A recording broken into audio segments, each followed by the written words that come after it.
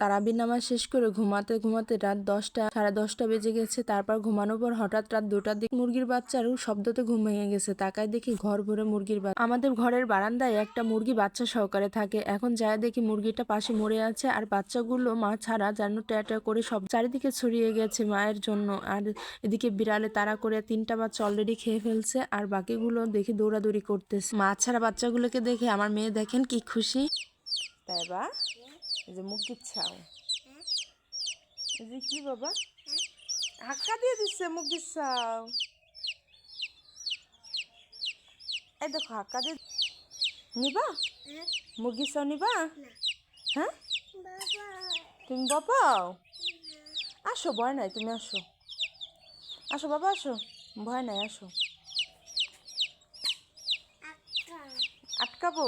এখন মুরগির বাচ্চাগুলোকে সবসময় যত্ন নিতে হয়। আসলে ওর মা থাকলে এত যত্ন নিতে হয় নাই। সকালবেলা ছেড়ে দিছি আর খাবার দিছি, তাতেই হয়ে গেছে। এখন মা ছাড়া বাচ্চাগুলোকে সারাক্ষণ বিড়ালে তাড়া করে, তাই বাচ্চাগুলোকে সবসময় ধরে রাখি, আর ধরে রাখি পাড়ের মধ্যেই খাবার দেই, ওটার মধ্যে পানি দেই সবসময়। আমার পাকনা বুড়িটা বলতেছে আম্মু আমাকে দাও, আমি বাচ্চাকে খাবার দিব। ও আদো আদো কথা বলে, এত সুন্দর লাগে। এখন ওর ভাষা স্পষ্ট না, মাত্র 1.5 বছর বয়স, তারপর অনেক পাকনা আর অনেক দুষ্টুমি, ও অনেক চঞ্চল।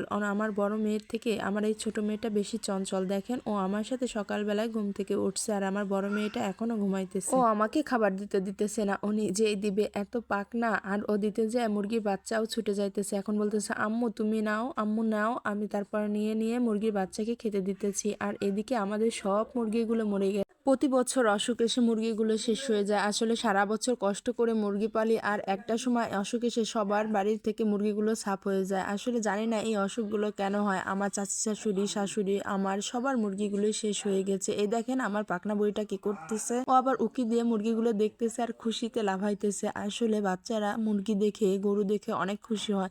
আমার মেয়েটা তো গরু আর মুরগি, কুকুর, হাঁস, বিড়াল দেখলে খুবই খুশি হয়। আপনাদের বাচ্চাও কি এমন খুশি হয়?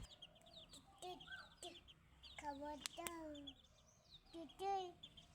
খাবার দাও,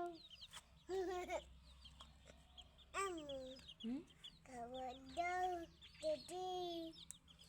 সে যাই হোক, হাঁসের খোপটা এখন ছাড়লাম। আসলে আমাদের 2টা হাঁস আছে, ওরা এই ঘরটায় থাকে, আর একটা মুরগি আছে। এখন মুরগির খোপটা দেখেন, আগে এই খোপটা ছাড়লে কত মুরগি বের হইতো, আর এখন একটা মুরগি বের হইলো। আসলে মুরগির খোপটা এখন শূন্য হয়ে গেছে, একদম ভরা খোপটা শূন্য হয়ে গেল। আর এখানে একটা মুরগি ডিম নিয়ে তা দিচ্ছে বাচ্চা ফোটানোর জন্য। এই মুরগিটা 2 দিন আমরা খুঁজে পাইনি, হঠাৎ দেখি এখানে ডিম পেড়ে এখানে ডিমে তা দিতেছে। আল্লাহরই রহমত, ও একাই বেঁচে আছে, আর সব মুরগি মরে গেছে। আসলে কি জানেন, ওরেই খুঁজে পাইতেছিলাম না, ভাবছিলাম ও 2 দিন ধরে মরে গেছে, ও মনে হয় মরে যায় কোথাও রয়ে গেছে, আর এখন দেখি ওইখানে তা দিচ্ছে।